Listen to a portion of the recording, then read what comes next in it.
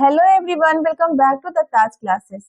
आज की क्लास में हम समझेंगे कि इंटरेस्ट ऑन कैपिटल क्या होता है, इसका जर्नल एंट्री हम कैसे करते हैं और इंटरेस्ट ऑन कैपिटल का हम कैलकुलेशन कैसे करते हैं। फर्म चलाने के लिए पार्टनर्स जो पैसा अपने पास से फर्म में लगाता है उसको हम कैपिटल कहते हैं। यह एक फर्म है और यह पार्टनर है। अब फर्म चलाने के लिए पार्टनर जो पैसा अपने पास से फर्म में लगाता है इसको हम कैपिटल कहते हैं। अब फर्म पूरे साल इस कैपिटल को यूज करने के बाद ईयर एंड में पार्टनर्स को उसके कैपिटल पर एक फिक्स रेट से पूरे साल का उस कैपिटल पर इंटरेस्ट पे करता है, जिसको हम इंटरेस्ट ऑन कैपिटल कहते हैं। फर्म इस कैपिटल पर पार्टनर्स को इंटरेस्ट पे करता है। ईयर एंड में पूरे साल का एक साथ इंटरेस्ट पे करता है, जिसको हम इंटरेस्ट ऑन कैपिटल कहते हैं।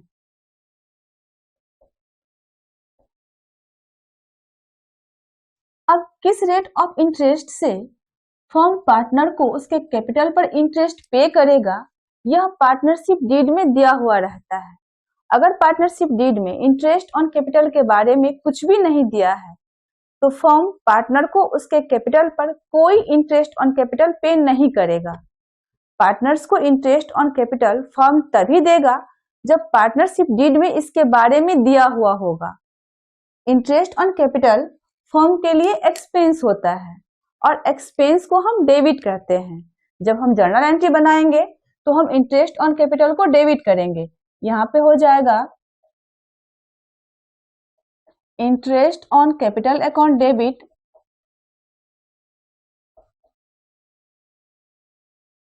टू फर्म जो पार्टनर को उसके कैपिटल पर इंटरेस्ट देता है वह कैश या बैंक में पे नहीं करता, वह पार्टनर्स के कैपिटल में उसके इंटरेस्ट के अमाउंट को ऐड कर देता है, जिससे कैपिटल बढ़ता है। और कैपिटल जब बढ़ता है तो उसको हम क्रेडिट करते हैं। यहाँ पर हो जाएगा टू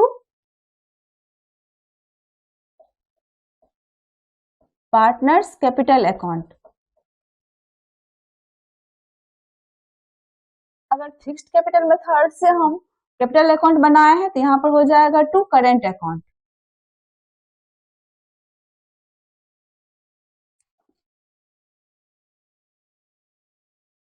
हम पिछले क्लास में समझ चुके हैं कि जब फिक्स्ड कैपिटल मेथड से हम कैपिटल अकाउंट बनाते हैं तो इंटरेस्ट ऑन कैपिटल को हम करंट अकाउंट में ट्रांसफर करते हैं, इसलिए यहाँ पर हम टू करंट अकाउंट दिखाएंगे।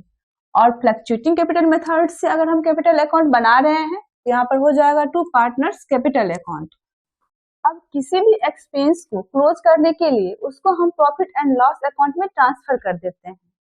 यहाँ पर interest on capital charge against profit नहीं होता है, यह एप्रोप्रिएशन ऑफ प्रॉफिट होता है, इसलिए इंटरेस्ट ऑन कैपिटल अकाउंट को हम profit and loss appropriation account में ट्रांसफर कर देते हैं। यहाँ पर हो जाएगा प्रॉफिट एंड लॉस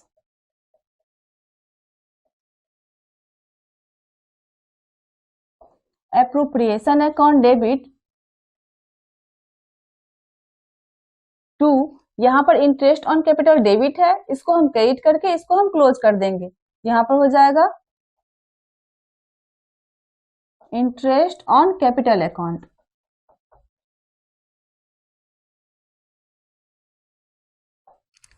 अब इस दो एंट्री का हम एक एंट्री कर सकते हैं। यहाँ पर इंटरेस्ट ऑन कैपिटल डेबिट है और यहाँ पर इंटरेस्ट ऑन कैपिटल क्रेडिट है। यहाँ पर एंट्री हो जाएगा profit and loss appropriation account debit. यहाँ पर profit and loss appropriation account debit है टू पार्टनर्स कैपिटल अकाउंट।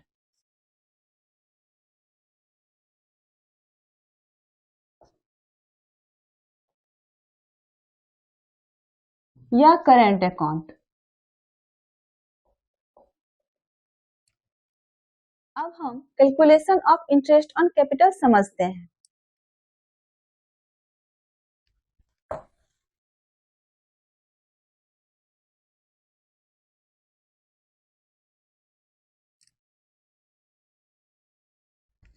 यहाँ पर हम पूरे साल का एक टाइमलाइन बनाते हैं। यहाँ पर हमारा 1 अप्रैल को अकाउंटिंग ईयर स्टार्ट होता है।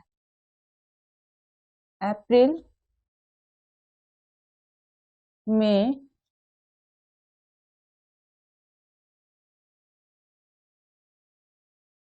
जुलाई, अगस्त, सितंबर, अक्टूबर, नवंबर, दिसंबर, 1 जन और 1 फेब। इंटरेस्ट ऑन कैपिटल का कैलकुलेशन जो हम करते हैं वह हमेशा हम कैपिटल के ओपनिंग बैलेंस पर करते हैं। अगर ओपनिंग बैलेंस नहीं दिया हुआ है तो ओपनिंग बैलेंस का हम पहले कैलकुलेशन करेंगे। हम ओपनिंग बैलेंस निकालेंगे, फिर हम उस पर इंटरेस्ट ऑन कैपिटल का कैलकुलेशन करेंगे। यहाँ 1 अप्रैल को हमारा ओपनिंग बैलेंस दिया हुआ रहता है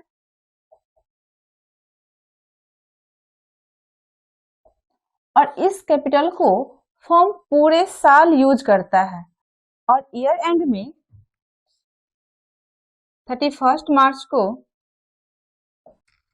पूरे साल इस कैपिटल को यूज करने के बाद फर्म इस कैपिटल पर पूरे साल का इंटरेस्ट पार्टनर्स को पे करता है। अगर पार्टनर फर्म में एडिशनल कैपिटल लगाया है तो फर्म उस एडिशनल कैपिटल पर भी पार्टनर्स को इंटरेस्ट ऑन कैपिटल पे करता है। अगर पार्टनर अपने पर्सनल यूज के लिए फर्म से पैसा निकालता है तो पैसा निकालने के बाद जो कैपिटल फर्म के पास रह जाता है फर्म उस कैपिटल पर पार्टनर्स को इंटरेस्ट ऑन कैपिटल पे करता है। तो यहाँ हम देखते हैं कि इंटरेस्ट ऑन कैपिटल के कैलकुलेशन में मेन 3 बात हमें ध्यान रखना होता है। पहला,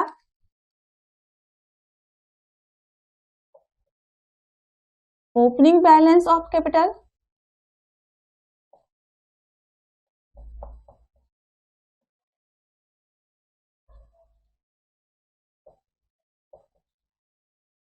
एडिशनल कैपिटल और ड्राइंग। इंटरेस्ट ऑन कैपिटल के कैलकुलेशन में इस 3 चीज को ध्यान में रखना जरूरी होता है। अब यहाँ हम मान लेते हैं कि ए और बी 2 पार्टनर हैं जिसके कैपिटल का ओपनिंग बैलेंस 1 अप्रैल को 2 लाख है और बी का ओपनिंग बैलेंस 3 लाख है और पार्टनरशिप डीड के अकॉर्डिंग पार्टनर्स को 6% पर एनम के रेट से इंटरेस्ट ऑन कैपिटल दिया जाता है। अब अगर फर्म इस कैपिटल को पूरे साल यूज करता है तो वह ए को इंटरेस्ट ऑन कैपिटल पे करेगा 2 लाख का 6%, 12,000 और बी को इंटरेस्ट ऑन कैपिटल पे करेगा 3 लाख का 6%, 18,000। अगर पार्टनर फर्म में कोई एडिशनल कैपिटल नहीं लगाया है और कोई ड्राइंग नहीं किया है तो पार्टनर्स को ईयर एंड में इंटरेस्ट ऑन कैपिटल ए को मिलेगा 12,000 और बी को मिलेगा 18,000। अब अगर ए और बी 1 अक्टूबर को फर्म में एडिशनल कैपिटल लगाता है, ए एडिशनल कैपिटल लगाता है 20,000 और बी एडिशनल कैपिटल लगाता है 30,000। तो अब हम इंटरेस्ट ऑन कैपिटल कैसे निकालेंगे? पहले यहाँ हम ए का इंटरेस्ट ऑन कैपिटल निकालते हैं। यहाँ पर ए 1 अक्टूबर को 20,000 का एडिशनल कैपिटल फर्म में लाया है। फर्म ए के 2 लाख के कैपिटल को 1 अप्रैल से 30 सितंबर तक यूज किया है। तो पहले फर्म ए को 2 लाख पर 1 अप्रैल से 30 सितंबर तक का इंटरेस्ट पे करेगा। 1 अप्रैल से 30 सितंबर तक 6th मंथ होता है तो 2 लाख पर फर्म ए को 6th मंथ का इंटरेस्ट पे करेगा। 6% के रेट से 6th मंथ का।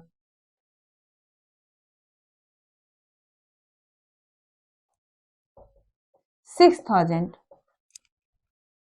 अब 1 अक्टूबर को ए 20,000 का एडिशनल कैपिटल फर्म में लाया है तो ए का फर्म के पास टोटल कैपिटल हो जाएगा 2 लाख प्लस 20,000।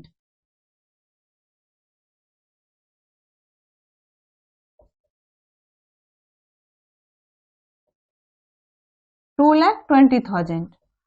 अब फर्म ए को 1 अक्टूबर से 31 मार्च तक 2,20,000 पर इंटरेस्ट ऑन कैपिटल पे करेगा। 1 अक्टूबर से 31 मार्च तक 6th मंथ होता है, तो 2,20,000 पर 6th मंथ का इंटरेस्ट वो पे करेगा।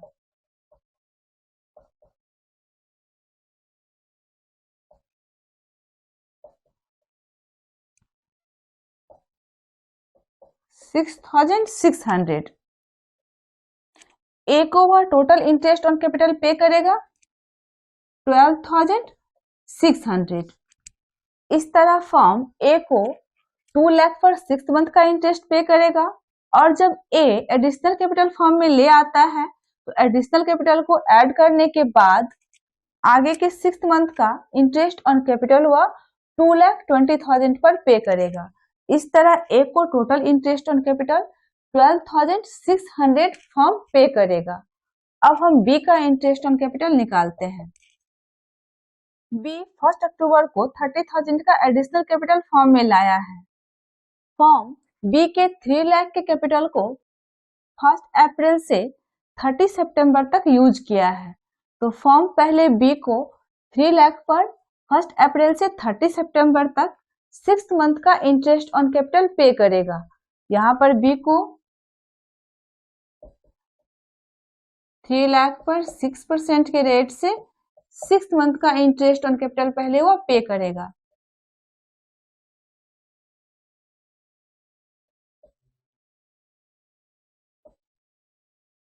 $9,000। अब वो 1 अक्टूबर को 30,000 का एडिशनल कैपिटल फर्म में लाया है, तो फर्म में बी का टोटल कैपिटल हो जाएगा 3 लाख प्लस 30,000, 3,30,000। अब फर्म बी को 1 अक्टूबर से 31 मार्च तक 3,30,000 पर 6% के रेट से इंटरेस्ट ऑन कैपिटल पे करेगा। यहाँ पर 1 अक्टूबर से 31 मार्च तक 6th मंथ होता है, तो 3,30,000 पर 6% के रेट से 6th मंथ का इंटरेस्ट हो जाएगा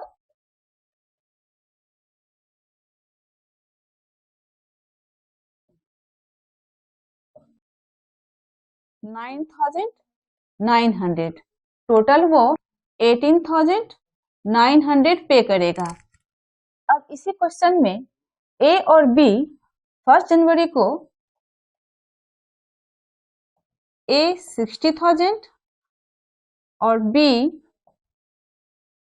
50,000 का ड्राइंग करता है।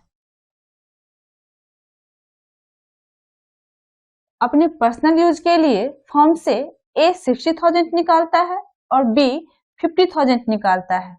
तो अब हम इंटरेस्ट ऑन कैपिटल का कैलकुलेशन कैसे करेंगे, यहाँ हम देखते हैं।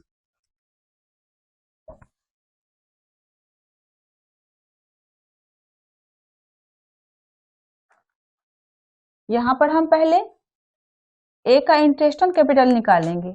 यहाँ पर ए और बी 1 अक्टूबर को एडिशनल कैपिटल लगाया है,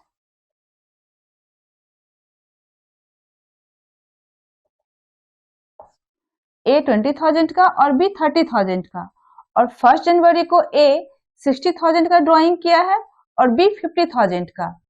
फर्म ए के 2 लाख के कैपिटल को 1 अप्रैल से 30 सितंबर तक यूज किया है। 1 अक्टूबर को ए 20,000 का एडिशनल कैपिटल फर्म में ले आया है, तो पहले फर्म ए को 2 लाख पर 1 अप्रैल से 30 सितंबर तक का इंटरेस्ट पे करेगा। तो ए को पहले फर्म 2 लाख पर 6% के रेट से 6th मंथ का इंटरेस्ट पे करेगा 1 अप्रैल से 30 सितंबर तक।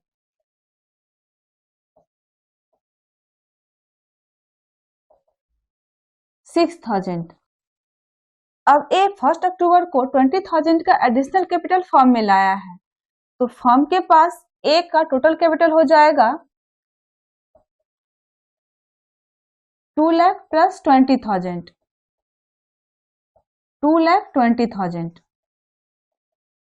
अब फर्म ए को 2,20,000 पर इंटरेस्ट ऑन कैपिटल पे करेगा, लेकिन 1 जनवरी को ए 60,000 का ड्रॉइंग कर लेता है। अपने पर्सनल यूज के लिए 60,000 वह फर्म से निकाल लेता है। जब भी पार्टनर फर्म में एडिशनल कैपिटल लाएगा या ड्रॉइंग करेगा, वहां से कैलकुलेशन चेंज हो जाएगा। यहाँ पर 1 अक्टूबर से 31 दिसंबर तक फर्म ए को 2,20,000 पर 3 मंथ का इंटरेस्ट ऑन कैपिटल पे करेगा। अक्टूबर से 31 दिसंबर तक 1, 2, 3 मंथ का वह इंटरेस्ट ऑन कैपिटल पे करेगा। 2,20,000 पर 6% के रेट से 3 मंथ का इंटरेस्ट वह पे करेगा।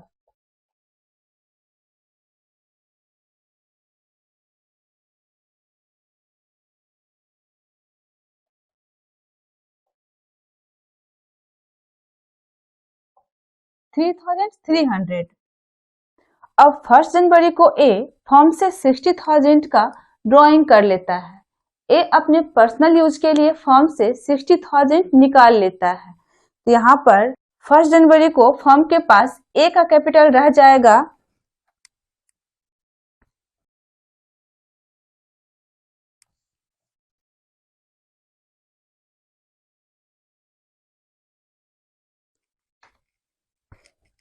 फर्स्ट अक्टूबर को 2,20,000 ए का कैपिटल फर्म के पास था और 1 जनवरी को वह 60,000 ड्रॉइंग कर लेता है। तो 60,000 हम माइनस कर देंगे, यहाँ पर हो जाएगा 1,60,000।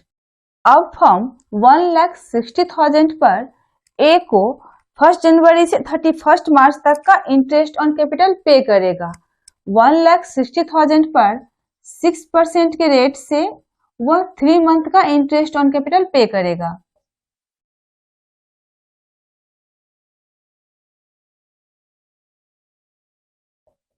$2,400 टोटल वह इंटरेस्ट ऑन कैपिटल ए को पे करेगा। 6,000, 3,300 और 2,400।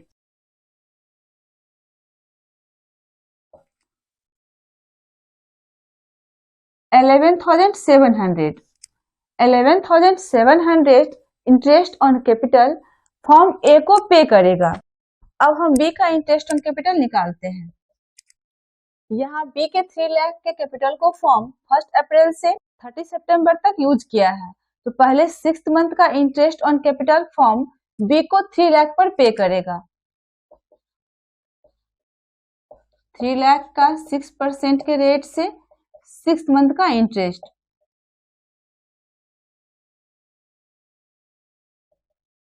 9,000।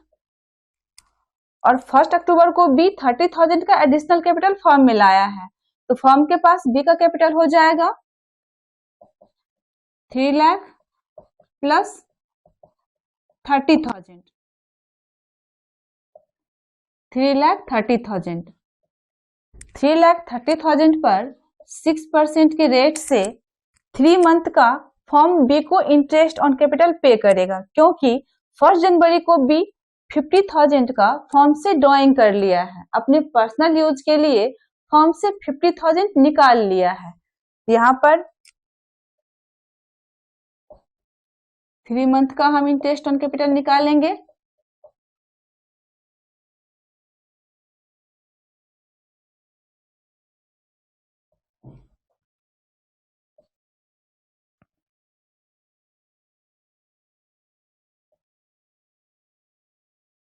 $4,950। अब 1 जनवरी को बी फर्म से 50,000 का ड्रॉइंग कर लेता है। तो फर्म के पास बी का कैपिटल रह जाएगा 3,30,000 माइनस 50,000, 2,80,000।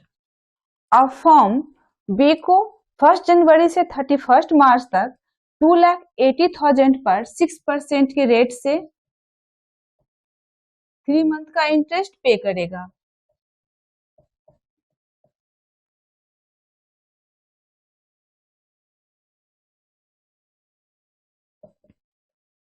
$4,200। बी को firm total interest on capital पे करेगा 18,150। इस तरह पार्टनर जब भी फॉर्म में एडिशनल कैपिटल लगाएगा या ड्रॉइंग करेगा, वहां से इंटरेस्ट ऑन कैपिटल का कैलकुलेशन चेंज हो जाएगा। आज की क्लास में इतना ही। नेक्स्ट क्लास में हम इंटरेस्ट ऑन कैपिटल में कुछ और चीजों को समझेंगे। Thank you.